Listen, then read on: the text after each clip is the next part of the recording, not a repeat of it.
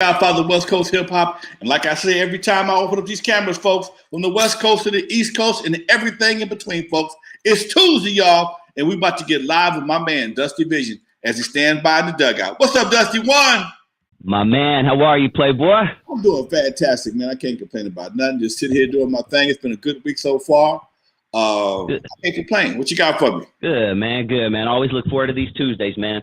Well, let's get right into it. Let's do our, weekly, wrap up or our opinions on the mysterious death of Eazy. Episode 3 was just released, right? And I'm still with the general consensus that it's a little hokey. It's a little too reality showish, right? I guess this last episode, did you get a chance to take a look at it? I checked it. I couldn't take much more of it. I tried to watch the whole thing, and I watched about 25, 30 minutes of it. It was kind of the same thing, rehashed over and over again.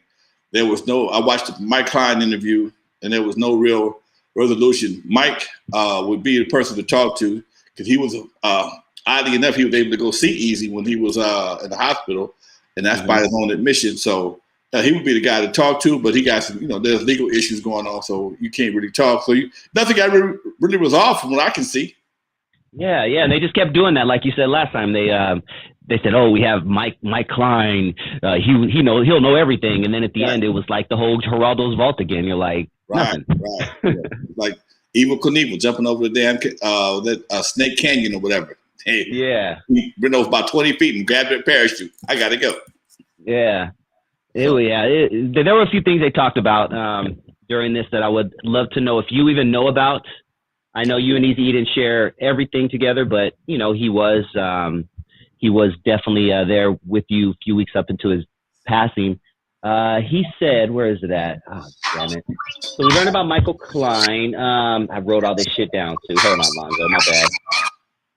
Okay. Hold on, then. Man, go ahead. Let me find. Yeah, I'll find that, and then we'll get back into the Eazy stuff. If you guys have any comments, please do post them below. Any questions, and I will try to get to them all today.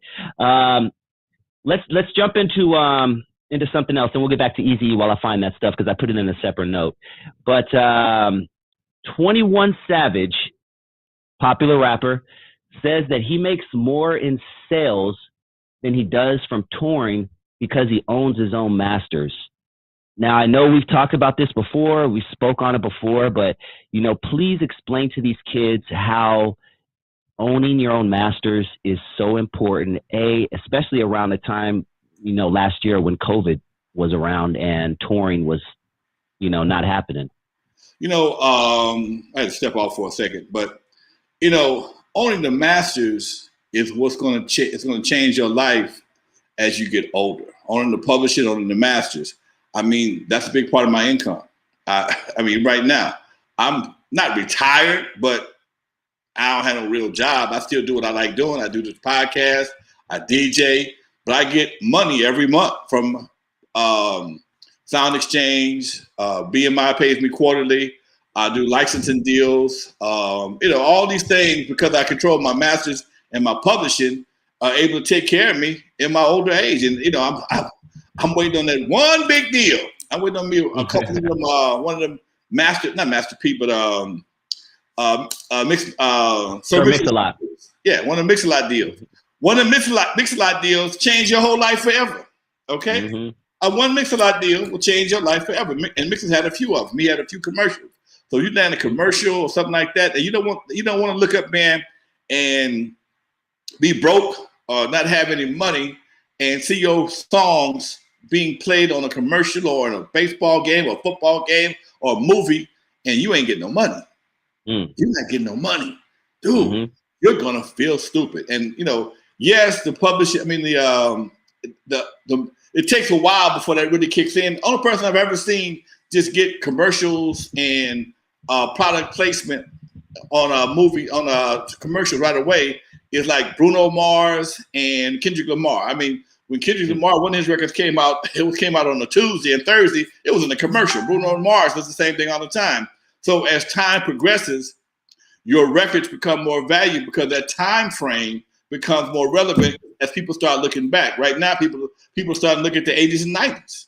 Okay, so when they really want to start making love, and they want to be lovers before they friends, or get some JEYCE, or one of them gut doctors and doctors that do the surgery, calling Dr. Dre the surgery, or calling doctors whoever the surgery. I don't care, but come see me. Now, you know what? One artist kind of gets screwed, let alone a group. Talk to the people out there who may be in a group or may want to form a group, and explain to them how much harder it is when you're splitting, let's say, 13 cents an album 4 ways. Let me tell you something about groups, okay? Groups start off real good in the beginning, okay? Because there's not a lot of money, okay? And what happens is, in most cases, groups tend to give people security, okay?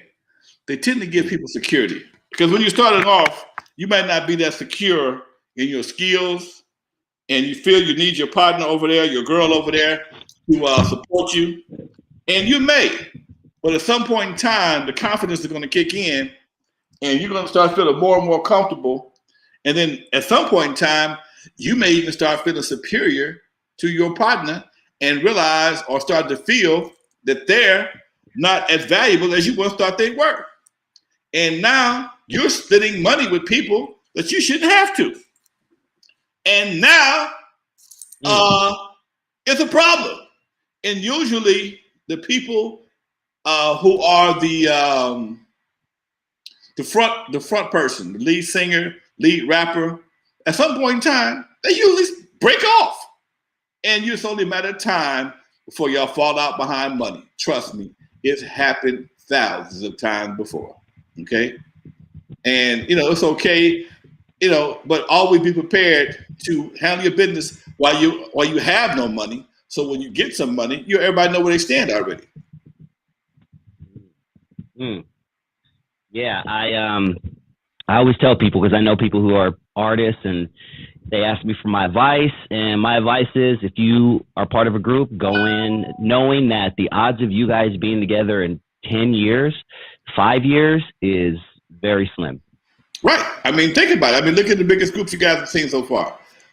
N.W.A. broke up. What's that group? That only group is still around. Well, even they broke up at some point in time.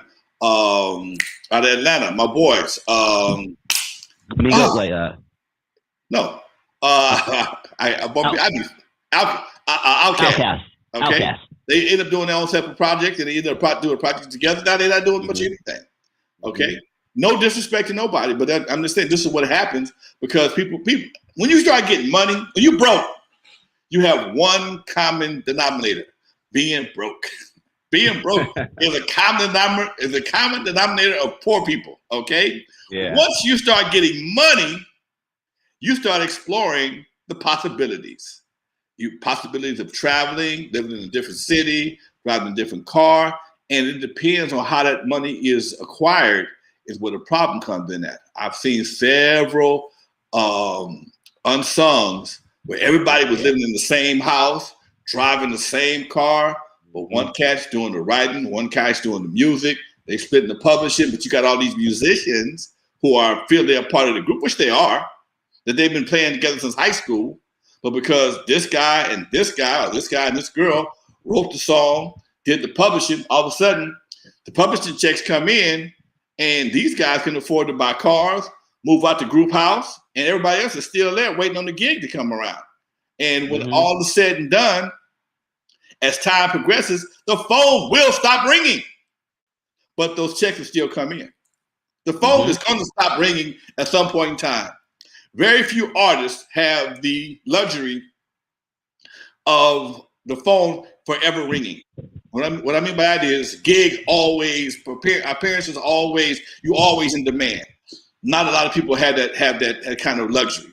So you're going to have a lull in your career, and depending on how your business is handled, do you have merchandise? Do you have publishing for your songs? Are you doing licensing deals? What else do you have? What other revenue stream do you have that will offset your income while you are, but when you hit that low. Mm. Do you have any other skills? I mean, take me for instance. I did we haven't did a record crew gig in a while. We got together Saturday to do something in Capitol in the Park for the community. But I do more DJ gigs than I do record crew gigs. Mm-hmm. I'm going to Atlanta. I'm sorry, Oklahoma this weekend to DJ an event. Oh, that's dope. Okay, I'm going to get an award. Me and Curtis Blow are getting awards, Lifetime Achievement Award from the Oklahoma Soul Music Festival, and I'm DJing Saturday night. Okay, when I come back, I'm gonna have more money. I'm gonna have more money when I come back than I did when I left. Okay, that's what it's all about, Mr. One Hit Wonder. That's why I'm like, when people make that comment, I'm like, man, if you don't shut your goofy ass up. You know what? I got one hit that you know about. See, and that's another thing. See, when we first started playing, man, we weren't playing for the radio. We were playing for clubs. So Surgery, Juice, Cabbage Patch, they got radio play, but they were big in the clubs. Lovers and Turn Off the Lights got radio play. Lovers was big. Lovers was our biggest song prior to Turn Off the Lights, but it came out in '84. Okay. We didn't blow up until '86. We were already good, but we didn't have a big hit. So I'm not a one-hit wonder. I've had moderate hits, maybe not as big as Turn Off the Lights. Never a one-hit wonder. Okay, and that's the part that people just don't understand. And what did Jesus say?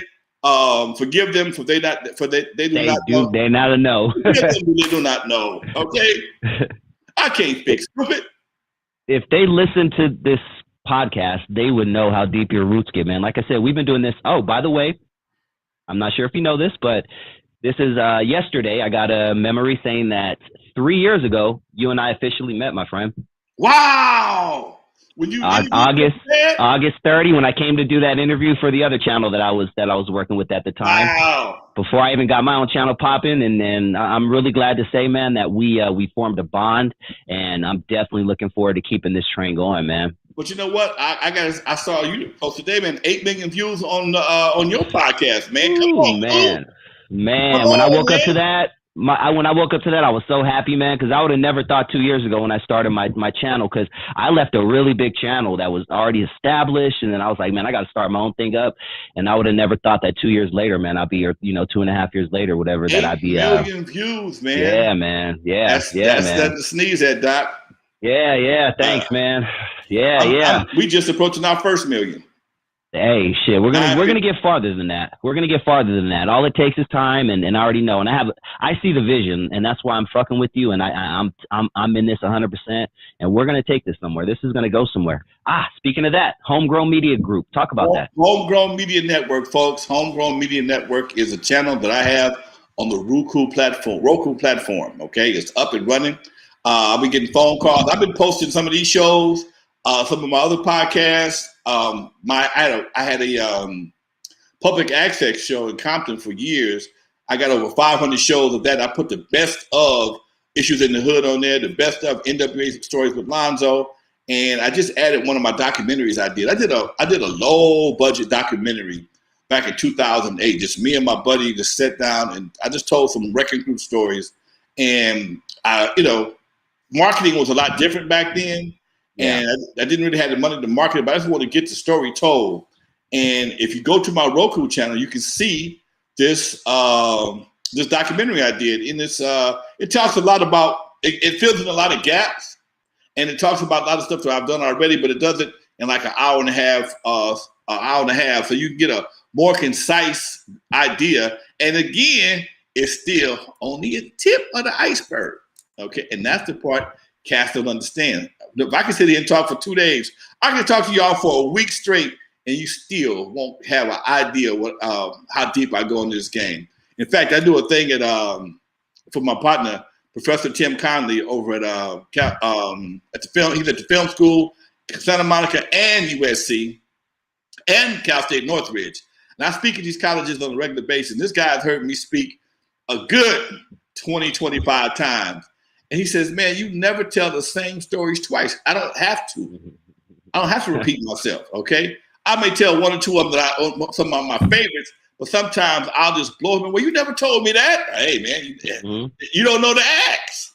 Okay, that's one thing about you. When I first talked to you, you asked me some questions that allowed me to open up. Because sometimes when that camera comes on, that red light comes on, it's like that, like being mission with a Men in Black. It'll erase your brain. Okay, yeah, it'll erase your brain, and then all of a sudden somebody give you something, give you a lob, and there you go, here it comes. So yeah. That's why I like doing these shows with you, because you allow me to flow, and you ask me good questions and give me them lobs that I can take you to the hole.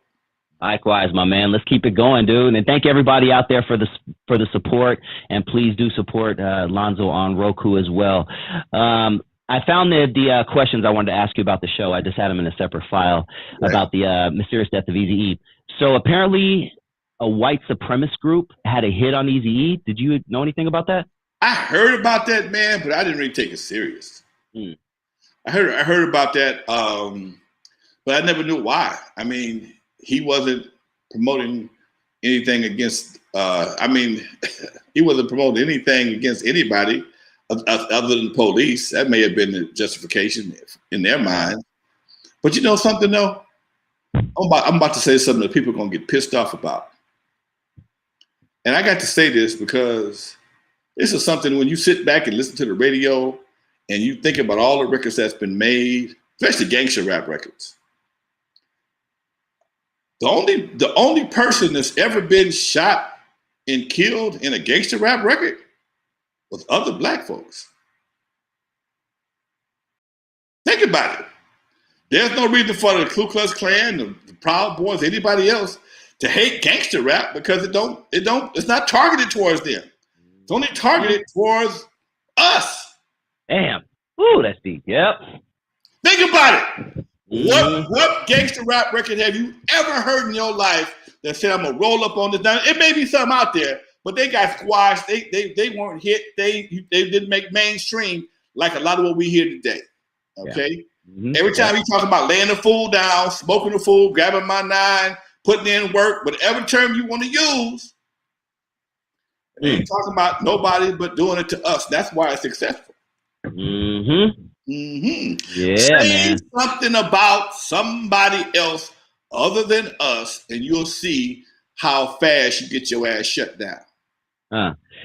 Makes me wonder how white people, and I was too young to understand this. I was probably 12 or 13, but I may have to go down this rabbit hole. But I wonder how white people took conscious hip hop when it kind of was real popular in '90 when a Public Enemy came out in Paris and you know, people like this who were telling a lot of truth in their music. I feel like they weren't pushing that, but the streets is really what gravitated and got that.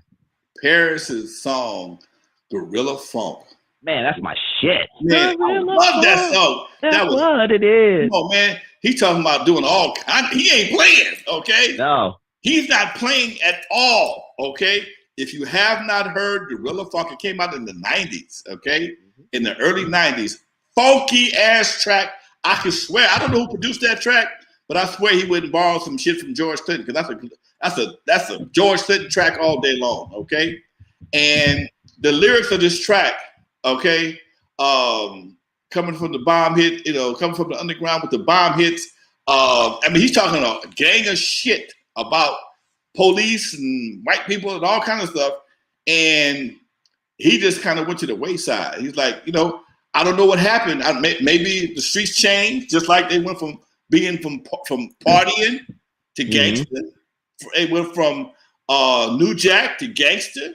Okay, they went from the militant mix to gangster, and that was one thing. That was one thing I thought was really weird, man.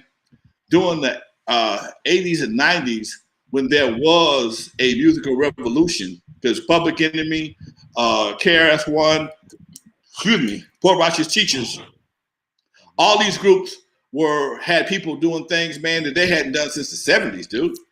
They hadn't done this. They hadn't done no militant stuff. They hadn't, you know, they was wearing medallions and natural. And I tell you the story about Body and Soul, man. I mean, they started off being the West Coast version of Salt and Pepper. When they went and got their head right with Queen Latifah and Chuck D, they came back looking like, hey man, some sister, you know, Sister Soldier.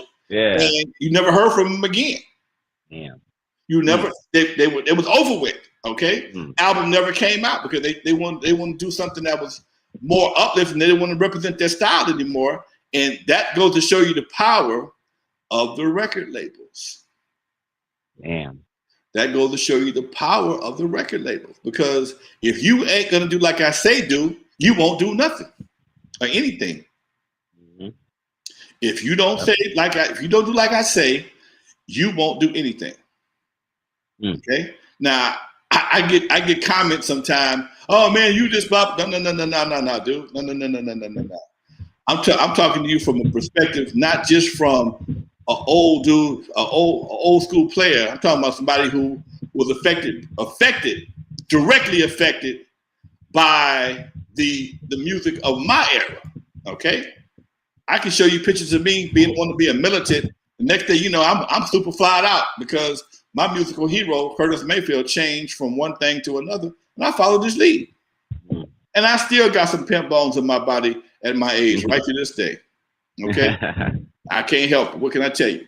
They need a little Bengay on them, but hey, it's still. I use a little CBD, but you know, that's me and my doctor. Go ahead.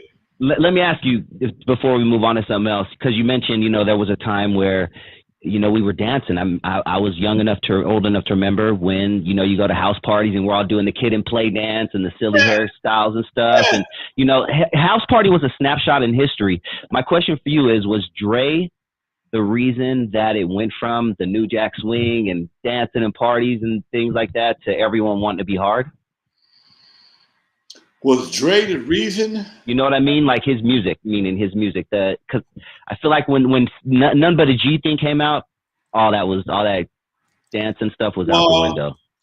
Understand this: Dre is a DJ before he's a producer. Most of Dre's best records are good dance records. Okay, even in the G-Funk era, G-Funk was a dance. I played G-Funk Saturday nights. Mm-hmm. I still like G-Funk. Okay. Mm-hmm. I mean, you know, if you want to see the room have a good time, put on G-Thing, okay?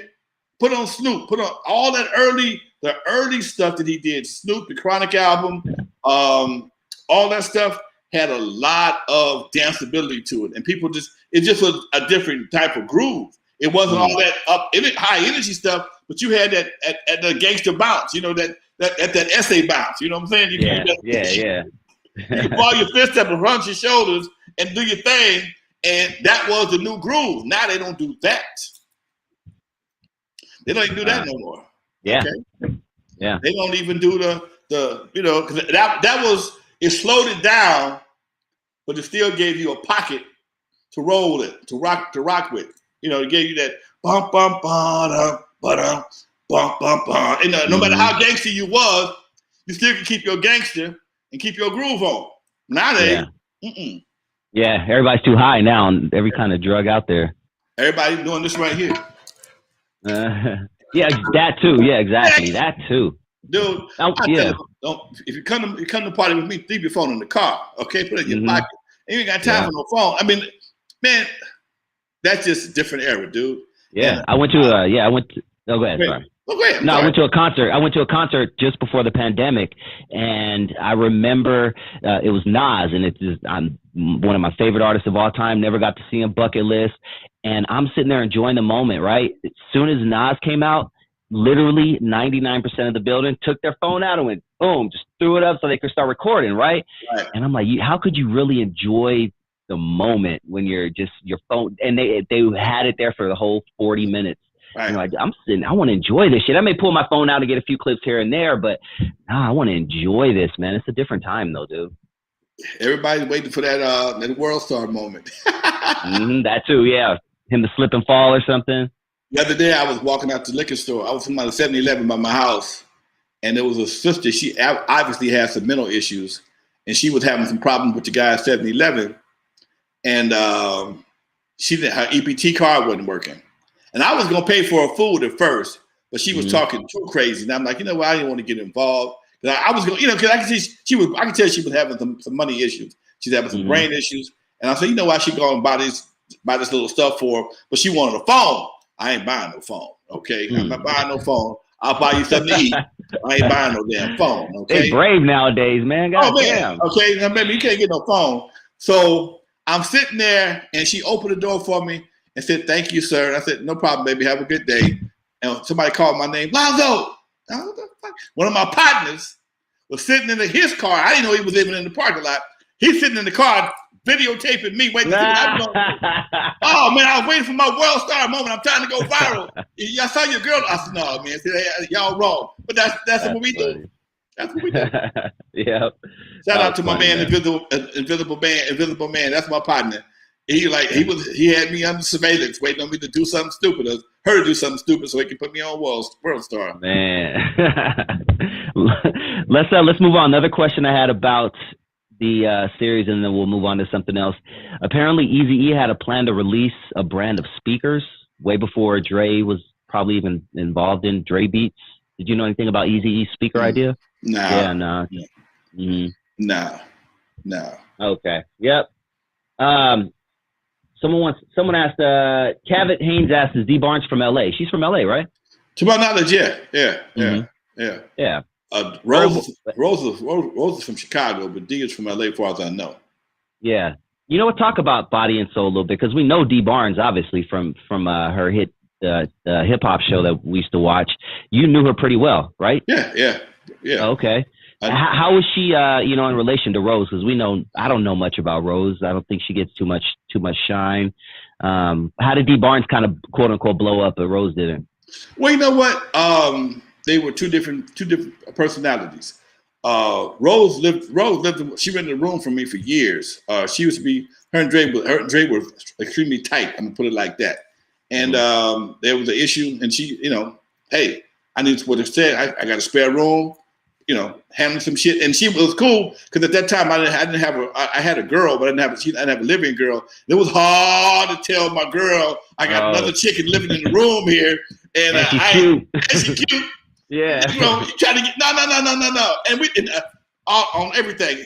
We always kept it because that was Dre's friend, and I was doing her a favor, doing him a favor, and we always kept it cool, kept it cordial, and because at that time and I still am.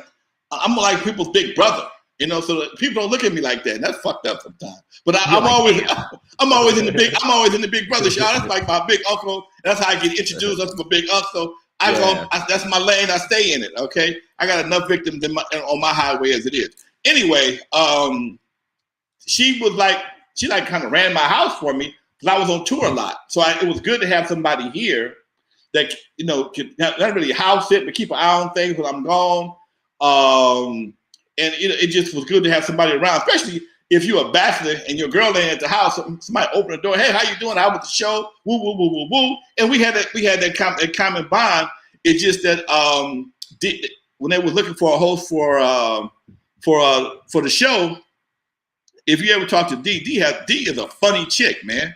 She is a funny person. Okay, I nicknamed her Fulio because she had you rolling like a. And last time I saw her, she had me rolling, and she's real upbeat. She's from New York. She's from New York. That's what it is. She's from back east. I'm sorry, she's from back east. And if you ever talk to her, she was a real upbeat person, big smile, big personality, and she was a great host. She was a great thing for her. And I think they wanted to make her like the West Coast version of what's the chick named Downtown Julie Brown, okay? And they didn't need two girls to host the show. They didn't need two girls to host the show. They only had one Fab Five Freddy. They only had one Downtown Julie Brown. They had one Dee Barnes, okay? And later on they got Ed Lover and Dr. Dre, but by that time it was a whole different situation. Yeah. Yeah, she was perfect for that role. And Pump It Up. Yeah. What a classic show, man. So many good moments. Let me ask you, not to bring up a negative situation, but it happened. It's out there. Everybody knows about the situation with her and Dre later on. So I'm kind of just putting it all together. They knew each other before. I never really knew they even. Oh no, dude! It was when I heard about that. I'm like, that's like somebody jumping on beating up your cousin. Because everybody was here every day, all the time. It was, my house was like House Party in the movie every day. If you look back at House Party right now, you see Martin Lawrence, you see Kid Play, you see Tisha Campbell, you see Tashina Arnold. And at that time, what nobody in that movie really blowed up, not even Robin Harris. Okay. But, that's how my house was back in the day. You had Dre, Yella, Michelle, she came later on. Jinx, Jinx, DJ Pool Q, and these were all kids. Okay, these were all kids. And again, I'm gonna do a chart one day. I was thinking about that the other day. I'm gonna do a chart on the math for all my haters out there. Man, why you didn't look, dude? Understand the numbers. Okay, when people came to me, I'm a grown man with a house and a kid. And on my third nightclub, and these cats is just out of high school. What in the fuck do I look like being in their group? Okay? What and again, because of what they were trying to do at that time for me as a black man, it would not have worked. I didn't think it would have worked for me. I didn't think it would work 28, for them. third, nah. Come on, man. I'm a rookie gangbanger. And I come from the triple OG of Compton, Pyru, Crips, whatever the case, Truck Boys, whatever the case may be. They all know me. They all know what I did and did not do, what I'm capable of. They kept me out of shit for a reason. Now I'm all of a sudden going to just start perpetrating. It wasn't going to work for me.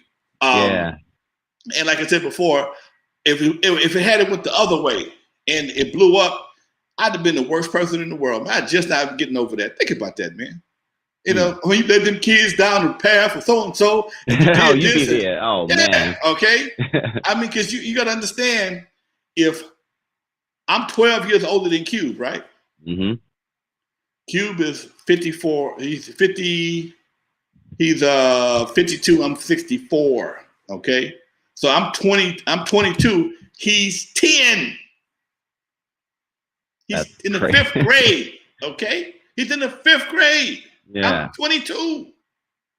Okay? He's in the fifth grade.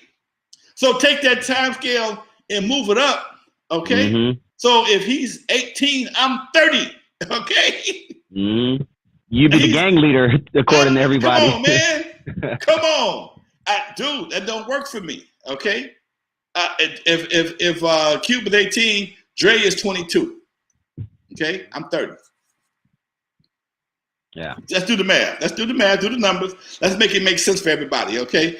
Sometimes you got to make decisions, man. And whether they're good decisions or bad decisions, or they may be bad to one person, but they may be good to somebody else, or their bottom line is, if they're good to you, then everybody should be happy. Okay? Everybody should be happy. I wouldn't know you don't understand how I operate. Okay, you don't understand them. You weren't back in them times. It's real hard to say what you would have done because you already been programmed a certain way. I have seen things that most cats haven't seen. I was telling some people, we had a conversation the other day.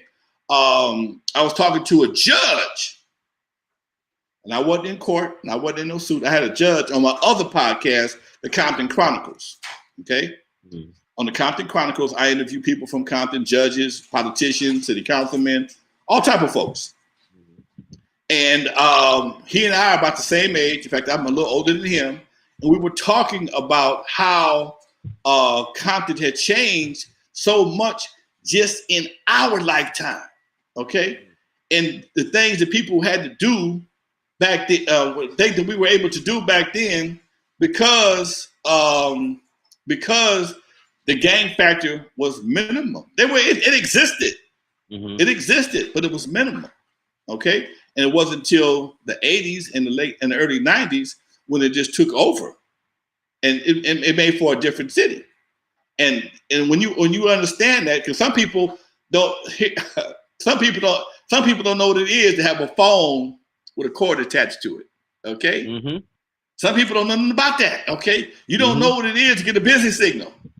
Okay, even if you've had a phone even if you had a phone with a cord in it, you don't know what it is to get a busy signal, because when I grew up, the phones had a cord, and if you got a busy signal, you had to call the operator and break the line. Okay? Damn, y'all had call waiting always. If you under 45, you always had call waiting.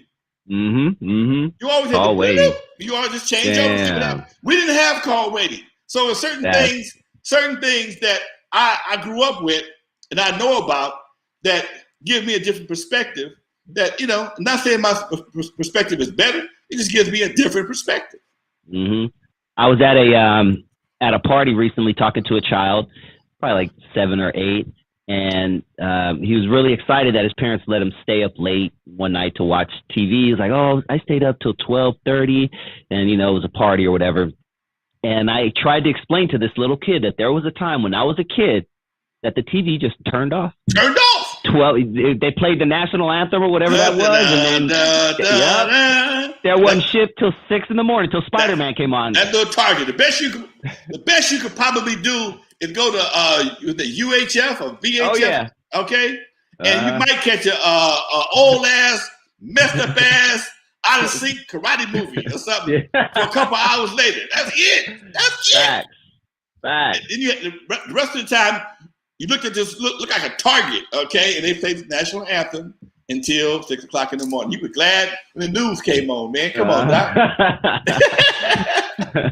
If you had took a nap earlier, it was a long night back then, man. It was a long night, dude. Yeah, man. If you was looking for Christmas, it was a long night because there was nothing for you to do. What a time, man.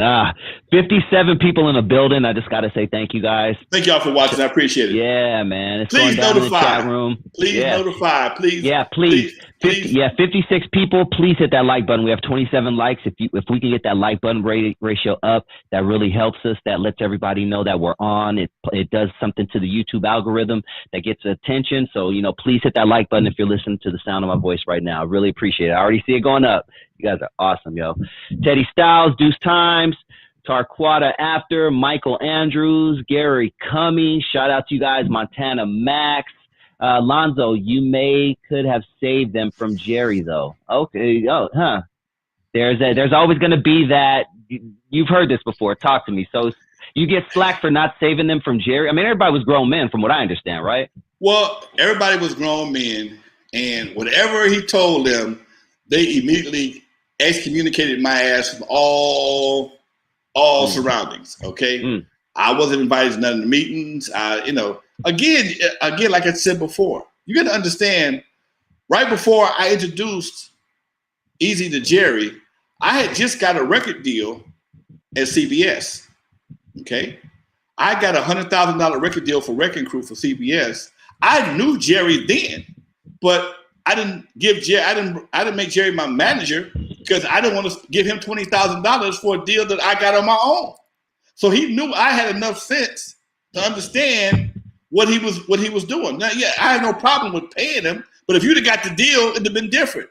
I got this deal, and like I asked my lawyer, do I need a manager? He says, no, you don't need a manager for this. So all he gonna do, I'm gonna read the contract. I'm gonna go over the contract. I'm gonna negotiate the contract with the legal affairs department at CBS. I'm gonna tell him what they said. He gonna tell you. Okay, you want to spend $20,000 for a messenger? I said no. So he says, give me pay. You got to pay me no matter what. And plus, when you get through, you'll understand. You'll have a better understanding of the record business. His fee was $7,500. I saved $20,000. I split it amongst the crew. I didn't keep it. I split it amongst the crew. Jerry understood that he knew at that point I understood business, and not saying he didn't like me. He just didn't figure that, hey man, this guy he's a smart one. I don't need him around these guys. So, and as Yella said on the interview, said, hey man, they didn't have nobody around them to pull their coat to get no advice. There was nobody around it. Like I said, I knew all these guys personally. I have never met their dads, so I was the only go-to guy they had. Cube's dad was around, but nobody's dad had any entertainment business but Lonzo. So once Lonzo was excommunicated, it's like when your girl get away from you, or give it a new guy, he don't want you around her because he don't want you around that new guy. He gonna pump you, give her everything that she need to know about you. Okay, or she need to know about him and make himself be the new hero. He's the new hero. Okay, you don't need the old hero no more. Okay, and it was a very smooth transition. It was, and then, but here's the crazy part.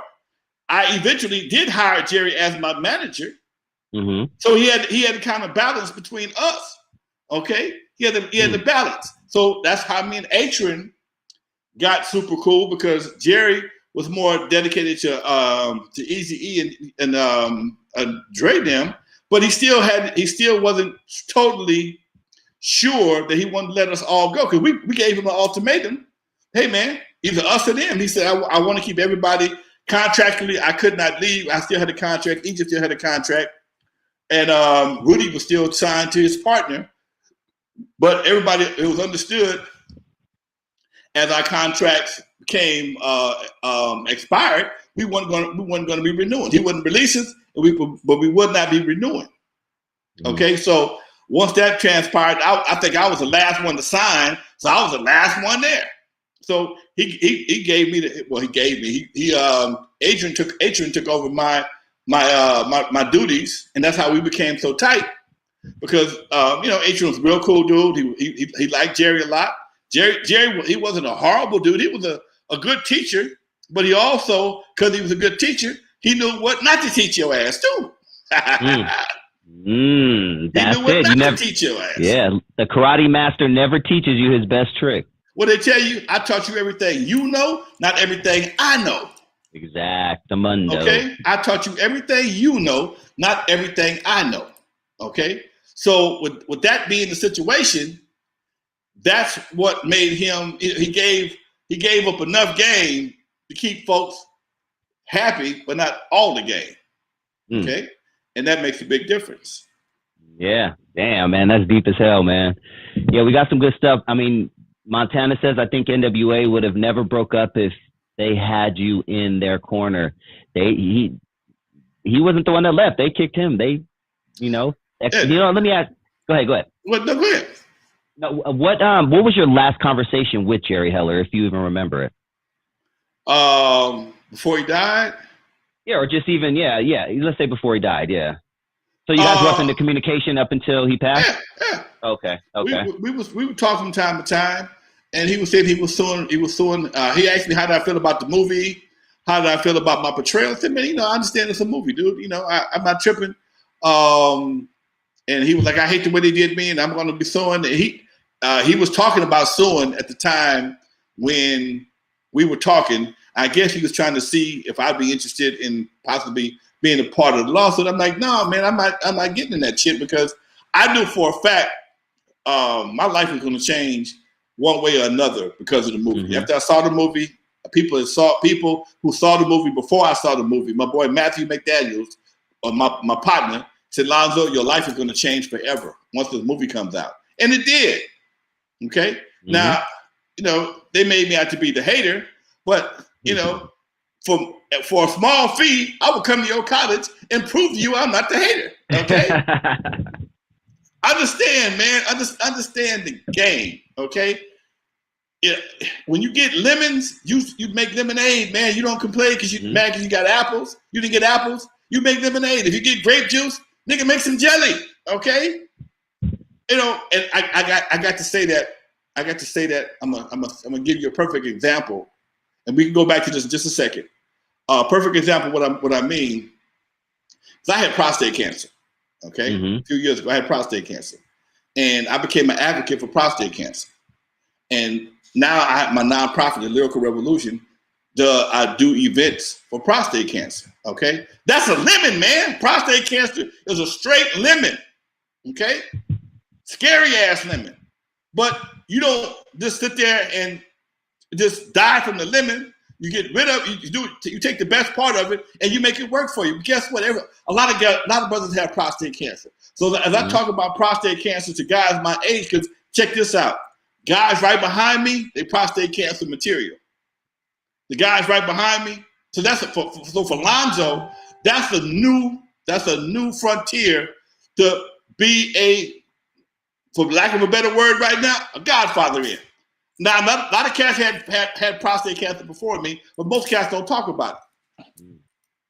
And if you talked about prostate cancer, fewer people would be dying from prostate cancer, and more cats would not be affected permanently by prostate cancer that are still living. What I mean by it is your homie stopped working. Homie stopped working. Damn. Okay? Homie stopped working. Damn, dog. Why? Because you didn't go to the doctor and let him do what he got to do to make sure you are right. Okay? You let him stick a stick down your throat and see your tonsils okay. You let him look in your eyes with a flashlight, but if you go to put these fingers anywhere near you want to fight. Okay? Or take off running. So once you see a problem, and this has been my get down for 45 years. Okay? I'm gonna give you the key to my success. Okay, I'm gonna tell you what I did. Okay, what I do. Okay, I find what people need and I give it to them. An old man told me that a long time ago. Find what people need and they'll always need you. Do what you love for a living and you'll never work harder day in your life. Okay.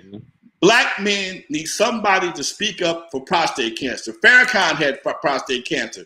Charlie Wilson had prostate cancer. Cornel West had prostate cancer, but they don't talk about it. There's something that happened to them. They dealt with it. It's over with. I got over mine. Okay, then there's nothing wrong with that. This ain't everybody's lane. But I took it upon myself to be a spokesman for prostate cancer. And I'm getting a lot of love. I'm going to be on Travis Smiley's show in a couple of days, a few days. I'm going to be on Channel 11 in the morning on KTLA. Got the confirmation this morning. So all this stuff right here, and then you combine that with being the godfather of West Coast hip hop, it gives you a bigger profile, man. So don't worry about the bad part. Just take it and run with it. I mean, here people are going to prison, coming out, man, stars. Come on, dude. I'm not saying you got to go to prison, but figure out a way to make it work for you. That's all I'm saying. There it is, Playboy. And there's a big event next month, right? Yes, sir. September 18th. Yeah. September I sponsor 5 people myself for $100. So I encourage everybody out there to, just do one real quick before we move on. We don't want to do a lot of, prostate talk for the whole show, but let them know how they can sponsor and all that. Go to Eventbrite, Prostate Cancer 2021 at eventbrite.com, .eventbrite.com. And you can donate. You can come out, walk with us on Saturday, September 18th from 10 to 2 p.m. I'm working with the city of Carson, city of Compton. Steve Bradford, the state senator, is going to be in the house. Working with the NAACP. Some Masons going to be there. Everybody's going to be there. Because man, as I talked about this, the more I talk about prostate cancer, the more people I realize, man, my daddy died from that. If I'd have known about that, if he didn't went to the doctor, we could have saved him. Okay, and that's the part for me that it pisses me off is that it don't. The doctor told me, this is my last statement about prostate cancer. If you got to get cancer, you want prostate cancer and you want skin cancer. Why? Why? Because they're the easiest one to cure. Skin cancer, you're gonna see it. Prostate cancer, you can't see it. And by the time you get symptoms, it might be too late. Okay, it might be too late. I started going to the restroom a lot, okay? And doctor been watching my prostate. It was enlarged. I'm watching. I mean, I need some more to do something different. This right here, and that's when we found it, and that's how they would take care of it. But that's the key to all this, man. That's why I'm able to sit here and talk to y'all today. A healthy ass, old ass man who loves being a senior citizen. Shit, this shit ain't that bad. you are the youngest, oldest motherfucker that I know, dude. Sometimes you put me to shame. I'm like, shit, I think I work a lot hard, and I'm like, I see Lonzo just fucking knocking it out the park, man. But I love that shit about you, man. Teddy has a question out of the comment section. He says, Lonzo, and I'm curious if you know about this. I didn't put this together myself. Lonzo, do you think Johnny J was murdered for his Tupac catalog? Woo! Explain first of all. Explain what he's talking about. So I don't know. And did he own some Tupac material or something? He didn't own Tupac material, but Johnny J had just sued. If I'm mistaken, he had sued Death Row to get all his publishing rights and his credit writers. He just got a big check, and but Johnny J liked driving. He liked driving drunk. Okay. And he had bought him a house out in Palmdale or Lancaster or something like that. He was doing real well. Married a fine sister, and rumor has it he got into an issue with some folks in jail because he was working with some brothers, and maybe I think some other folks were trying to tax him. That's what I heard. I don't know nothing about that. I wasn't in jail. The rumor has it he was coming home. Only had a few days left. And he got into some folks were trying to tax him, and next thing you know, he ended up on the bottom floor of a 2-story tier. Damn. Yeah, I remember reading that story like in the Source magazine or something like that. Yeah. Damn, man. Okay. Yeah, I'm gonna have to go down that rabbit hole too. Lonzo, what do you think of Evie's documentary on her dad? Is that the one we're watching on TV now? Yeah, okay, go back. Oh, so Kenneth, go back when this show's over. The full video will pop up right here on YouTube, and go back and we literally talk about it like the first 10 minutes of the show. We share our thoughts of this docuseries, The Mysterious Death of Eazy-E. Let's see. Lonzo, hold on. Someone said it's hard to believe that Eazy-E died with financial worries. He didn't. So yeah. How could he have died with financial worries when Jerry sued the Ruthless Camp and got $20 million? Damn. Hey, that came out of his mouth. Okay, that was one of our conversations. Shortly, right before he died, he sued and won $20 million. He sued Ruthless. After Eazy died, then he was going to sue the movie for portraying him as being the villain. Damn. I had somebody ask me a question the other day, man.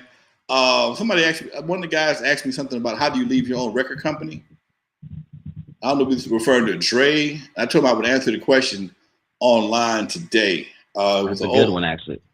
Well, if he was referring to Dre leaving Ruthless, he never owned that.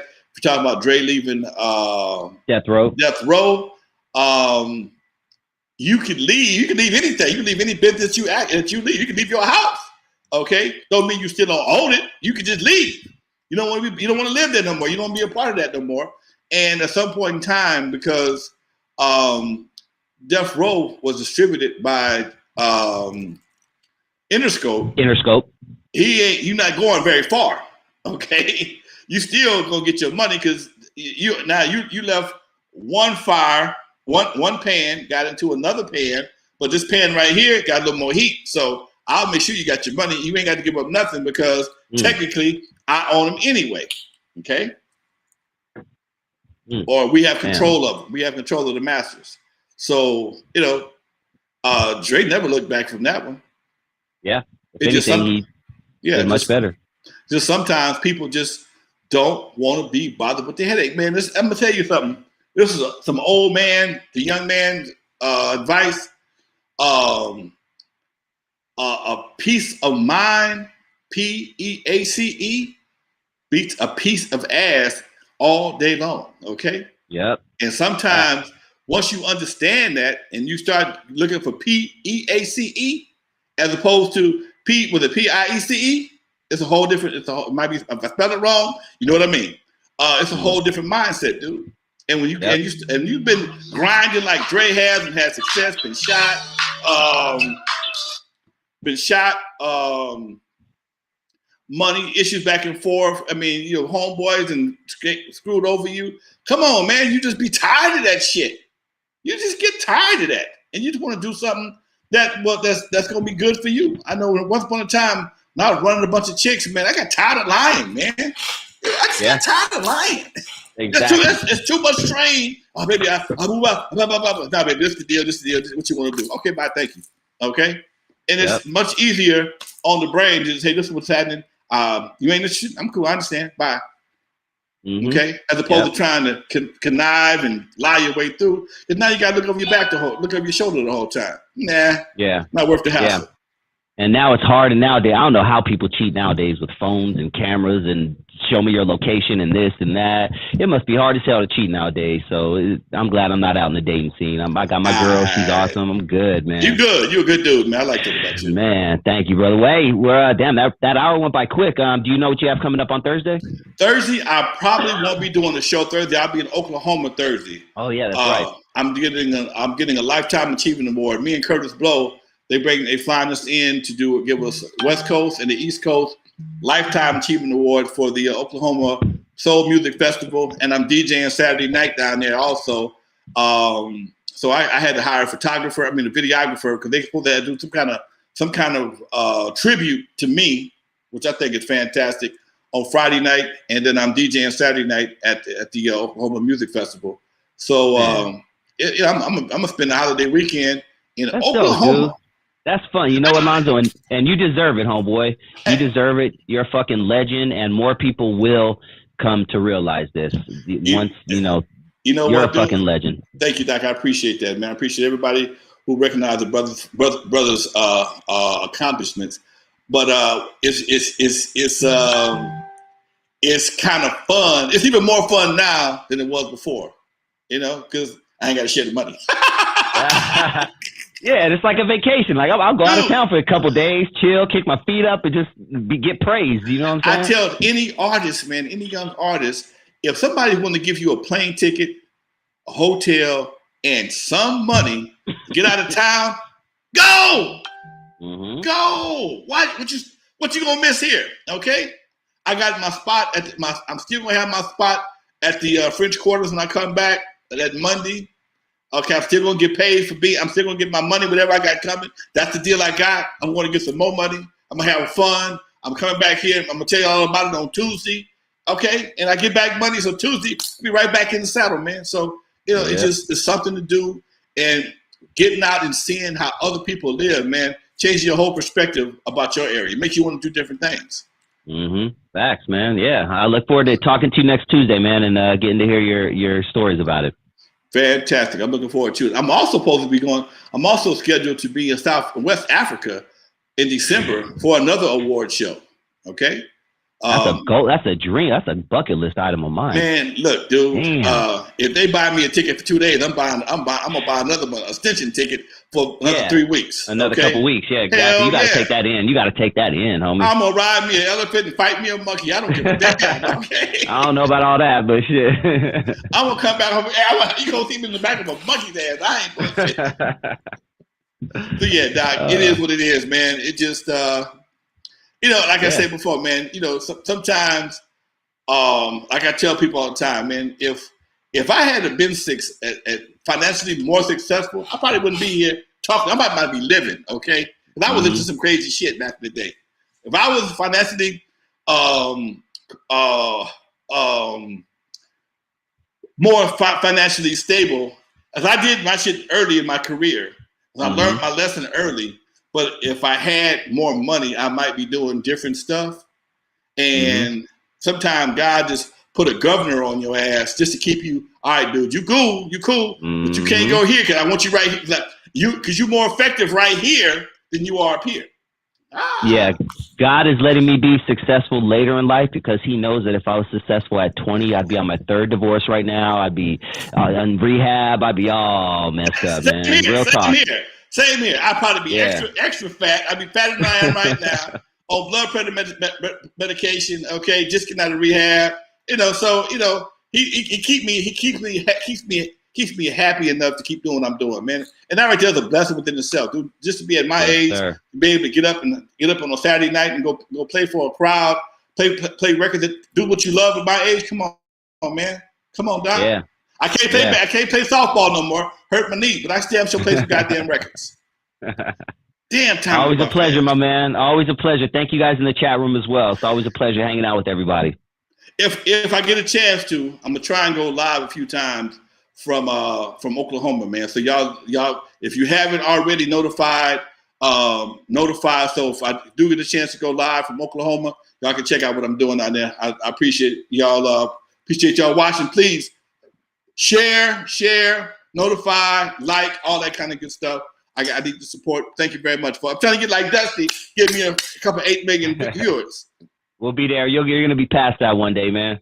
All right, folks. Much love to y'all. See y'all next week, God willing. Peace. Oh, you ain't going to do your outro? Oh, man, I was waiting for the outro. On the West Coast to the East Coast, baby. And everything in between, folks. You're live with the Godfather, West Coast Hip Hop. Lonzo, the Godfather. From Eve After Dark to concerts in the park. This is how we do it, folks. See y'all live from Oklahoma. Peace. Peace.